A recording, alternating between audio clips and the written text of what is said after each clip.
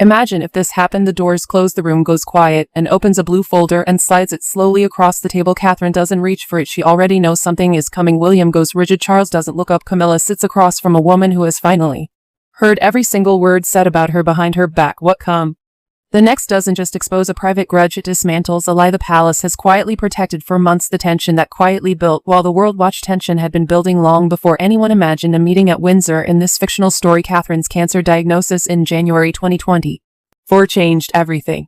She stepped back from public life to undergo treatment while caring for her 3 children. Meanwhile, the palace managed media coverage. When she finally returned to the spotlight, the public response was overwhelming. People cried when she appeared at Trooping the Color in June 2024. Cameras couldn't find anyone who wasn't captivated by her presence. Commentators quickly compared her to Diana. This comparison was something the palace wanted to avoid. A YouGov poll from April 2026 showed Diana with a 77% favorability rating among British adults, while Catherine had 75 in the public's eyes. Their numbers echoed each other after Catherine's return. Her public appearances felt more significant. Every smile seemed hard-earned and every wave felt meaningful. Families gathered not just to see the Princess of Wales, but to see a woman who had overcome real challenges in this story. This change began to upset the established balance. The concerns didn't start loudly, they arose quietly within palace conversations. Or wayward comment here is scheduling worry there hinted at something deeper. Camilla had worked hard over the years to gain her position. The public accepted her as queen consort. She stood beside Charles, carried out engagements, and delivered speeches. However, acceptance does not equal love in this imagined scenario. The difference began to matter.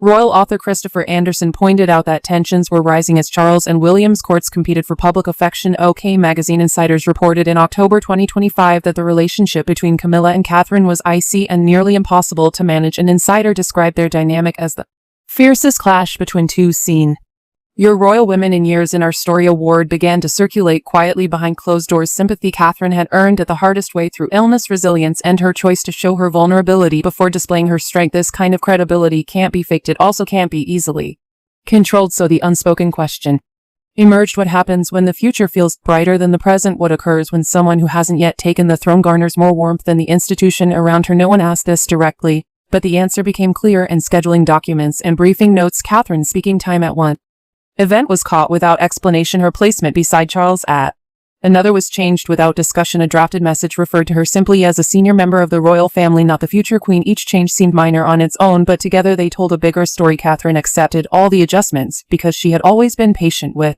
the institution. She understood the palace moved slowly and that decisions often lacked context. What she didn't know was that someone was paying attention not to the changes themselves, but to who was making them, and watches, waits, and collects what no one will say. In 2024, Princess Anne completed 474 official royal engagements, more than any other working royal. This was despite being hospitalized for a horse-related injury at Home Park. She has been the hardest working royal for 4 years in a row and doesn't announce her achievements or seek attention. She shows up. This discipline creates a unique perception in our fictional story, and had been observing her surroundings for weeks before taking action. She noticed actual concerns, not rumors or casual gossip. The first concern came from an aide who mentioned a quiet conversation about balancing public attention among the royal households. The use of the word balance seemed to deliberate to, and she took note but didn't say anything. The second concern came during a private lunch. A household assistant expressed concerns about Catherine's going public presence, not about her health or recovery. The concern was expressed clearly with a focus on the monarchy's hierarchy of visibility, and asked one question: was this about Catherine's workload? The answer was no. Was it about her calendar? Still no. Then what? The assistant paused and said one word: influence. As and set down her cup, she chose not to press for more information, at least not yet in this imagined scenario, and began to piece together what she had learned. She compared her observations with Catherine's recent schedule. She noted that a speech was unexpectedly cut short at a formal event. There was a photo arrangement that placed Catherine farther from the king than usual. A briefing note had even dropped the words "future queen" from a paragraph where they had previously appeared without issue. None of these changes were visible to the public. Each change was intentional and did not act hastily. She understood that raising concerns too early could lead to rumors, which then resulting denials. Denials protect those who should be questioned. So she waited for a third account. This account came from a staff member involved in planning engagements. This person revealed that guidance had come in. Catherine should not always appear next to Charles, and that this should be reviewed. The palace wanted to carefully manage who the cameras followed and how much influence the Wales household had on the narrative at that point, and realized that what she was hearing was significant, not just palace noise. She recognized that an unsettling shift was occurring. It was not a well-planned campaign with meetings and strategy documents. Instead, it was a quiet drift shaped by private feelings, lacking clear ownership. She gathered her findings. She examined briefing documents she could and discovered a troubling phrase buried at the bottom of a planning note: control the public sympathies. This phrase had no author attached and followed a section about managing the Wales household's visibility in our fictional telling. And read this phrase twice. She folded the document, placed it in a blue folder, and made a decision. She would not go to the press or alert Catherine's office through channels that could be intercepted. She would not leave quiet observations to be ignored. Instead, she would confront the issue in a meeting where everyone would have to listen. The private warning that Camilla chose to ignore before and called any meetings, she took an unusual step that few knew about. She quietly warned Camilla this wasn't a formal complaint sent through secretaries. It was a simple private conversation after a planning session when everyone else had left. Just two women who had spent years in a slow-moving and protective institution in this version, and spoke softly as she always does. She straightforwardly shared her findings. People were questioning Catherine's suitability for her future role. This wasn't about her schedule or recovery timeline, but about her character and whether she was capable of the challenges ahead. Camilla, in this fictional scenario, remained composed. She explained that there had been talks about the pressure Catherine faced and what a full return would require. Concern for Catherine stemmed from care, she said, and listened without interruption. Then she asked one question: was it care that led people to label Catherine as too fragile for the future? The silence that followed spoke volumes in our imagined story. Camilla quickly recovered. She mentioned that words changed as they moved through the palace. What began as concern could become something else after just a few retellings, and acknowledged this. Then she said firmly that Catherine's health should not be seen as a sign of weakness, nor should Diana's memory be used to undermine Catherine. Decisions about the Wales household should not be influenced by private comments that Catherine couldn't hear or respond to. In this version, Camilla didn't apologize. She stood her ground. She argued that Anne was too close to the situation. Institutional loyalty required a broader perspective than personal feelings. Popularity did not equal readiness. Public sympathy could be powerful, but it wouldn't dictate the monarchy's direction. And looked at her without moving. She replied that Camilla's view was an institutional way of addressing something personal. The room remained silent. Camilla left Catherine's office, received no apology. There were no corrections to the briefing notes or guidance for scheduling staff. Everything continued as if Anne's warning had never been shared. Then Anne heard something else in this fictional tale. A staff member overheard part of another conversation. Days later, Camilla reportedly said that Anne's involvement had made no difference. Catherine's role still needed careful management as William took on more responsibilities and had sped up a conversation the palace would have had eventually. There was one last sentence. The staff member paused before repeating it. Diana was involved. This implied that Catherine's connection to the public was not entirely her own. She enjoyed the support born from memories of Diana. The public's ongoing grief for Diana had shifted to Catherine. When the palace decided to address this imbalance, public sentiment toward Catherine might prove borrowed rather than earned, and understood this. She saw that private intervention had ended. It was time to take action. Hello viewers, in this imagined scenario, was Anne right to bring her observations to that room? Leave a yes or no in the comments. If you believe Catherine deserved to know the truth, show it by liking, sharing, and subscribing to this channel. A community that refuses to look away cannot be controlled. Quietly now, things are about to change. The blue folder opens and the room changes forever. The meeting was set up without any fuss. In this fictional story, the agenda seemed normal. It covered upcoming events, public messages, and the role of royalty during a time when the institution needed to seem strong and united. No one who received the agenda suspected anything on usual. Catherine sat beside William. Charles sat at the center of the table. Camilla already had a folder open and came in with no papers and placed a blue folder next to her. Before everyone was seated, the secretary read through the scheduled items, dates, duties, and ceremonial notes. Language was formal, creating an orderly atmosphere.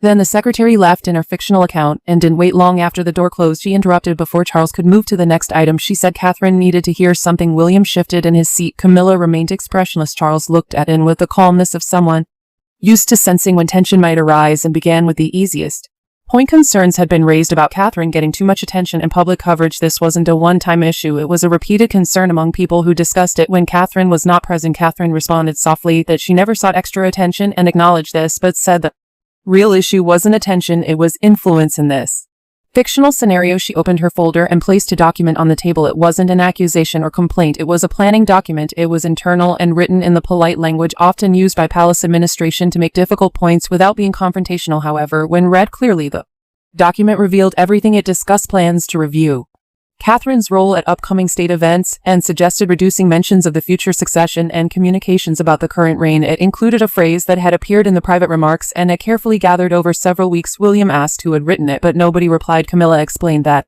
planning documents passed through many hands and unclear. Your language in a draft shouldn't be seen as a personal attack, and was not done. She shared what the document didn't clearly state: the private language used in various conversations, all leading to the same points made by different staff members at different times. They viewed Catherine as too fragile to protected by public support and too prominent before the timing was right. Right? Charles turned to Camilla and asked directly whether those were her words. Camilla didn't deny it. She explained that her observation concerned external pressure, not Catherine herself. She claimed the public's sympathy for Catherine's illness had created an imbalance, and recognizing that imbalance was responsible governance, not hostility. William's tone changed. It grew quieter as he asked how long this had been happening, and to word answer changed the mood in the room. There was a pattern. This response affected the room more than any confrontation. A pattern meant the changes weren't isolated incidents, they were planned and based on a reasoning that stemmed from doubts about Catherine's position. Charles closed the folder in front of him without looking at Camilla. In our fictional story, the worst was yet to come. Diana's shadow falls and Catherine finally breaks. Many people have compared Catherine to Diana since she became part of the royal family. Catherine wears Diana's engagement ring and has her title. She visits the same places, attends many of the same events, and attracts crowds who remember Diana, a beloved figure lost before the turn of the century. YouGov polling from April 2026 shows that Diana has a favorability rating of 77%, while Catherine's is at 75%. These closed numbers suggest that the public sees them as connected. Royal biographer Robert Jobson mentioned 2024 that Catherine was hesitant to take on the Princess of Wales title because it carries a lot of weight from Diana's legacy. A former aide said Catherine wanted to create her own identity rather than be defined by the comparison. For over 10 years she had managed to do this. However, our fictional story takes a turn when and shares something she heard after a private warning. A staff member hesitated before saying why. One last sentence hinting that Catherine's popularity might not be entirely her own. The suggestion was that the affection people felt for her stemmed from their unresolved grief over Diana. The implication was that as long as the palace decided when to address this, the public's feelings toward Catherine could be perceived differently. One word stood out in this moment: barred. It felt heavy in the room. Catherine remained still. Her posture and expression had been calm throughout the meeting, even during tense discussions. But this was different. She had dealt with comparisons to Diana for years, hearing it from journalists and strangers alike. She worked hard to develop her identity within that shadow. What shook her composure was the idea that the love people felt for her did not originate from her, but came from their memories of Diana. For a brief moment, a tear slipped down her cheek. She quietly brought her hand to her mouth, managing a moment that could have overwhelmed her. William leaned in slightly, saying nothing. He didn't need to. In this fictional story, something shifted in the room, not just the conversation. A part of Catherine that required her to accept everything without questioning quietly was over. When she lowered her hand and looked up, it was clear that something had changed in her. Catherine stands, speaks, and refuses to shrink again. For a moment, the room was silent. In the story, Charles was trying to resolve. Meetings like this usually ended with some agreement. No matter what had been said, they talked about moving forward, taking concerns seriously, and ensuring open communication among senior members. Catherine spoke first. She didn't raise her voice. She had learned that staying calm was important and helped her be taken seriously by people who confused loudness with strength and quietness with agreement. She kept calm, but she did not stay silent. She turned to Camilla and said that if there were real concerns about her ability to perform her duties, those concerns should go through proper channels: her office, her husband, or the king when needed, not through invisible scheduling changes or whispers in corridors where they could be denied. Then she said something more. She said that presenting personal opinions as protective measures was not real protection, it was management. Whatever was said about Diana's memory, the 3 children she raised, her work, and her battle with illness belonged to Diana alone. Camilla tried to respond, but Catherine continued. She stated that any questions about her role, session, or public engagements should be addressed directly to her from now on, rather than being sidestepped or filtered before reaching the king, and not wrapped in language that avoids challenging anyone. William was already standing. Charles picked up the blue folder and looked at the last page. It held the schedule for an upcoming state event.